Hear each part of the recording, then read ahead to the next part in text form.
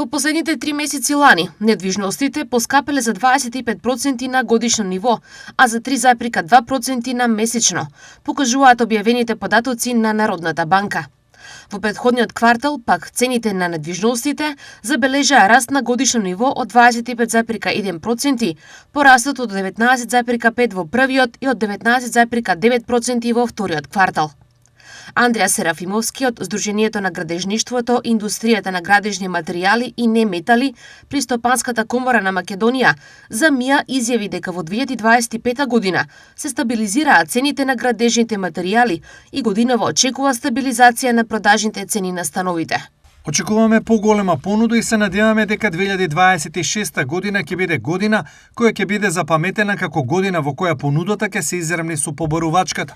Нашите очекувања се дека ќе се гради не помалку од 2025 година во регионите во кои имаше голема трансакцијска активност во годината која измина. Изјави Серафимовски. Од друга страна, Штип, едно од најактивните градежни подрачја во државата, има друга тенденција и цените на сегашното ниво од 1500 евра за нова градба нема да се намалат, туку веројатно ќе одат нагоре. Моментално цените се генерално од 1400 за квадрат до 1550 за квадрат, дури имаме цени ставено некаде и 1700 јавни на огласи.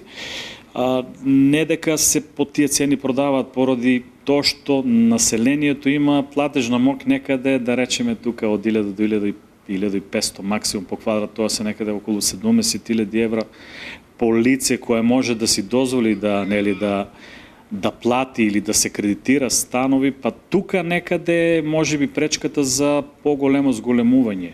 Инаку мислам дека годинава ќе се проби и таа 1500 и 1600, веројатно ќе има продажба, очекуваме да има продажба.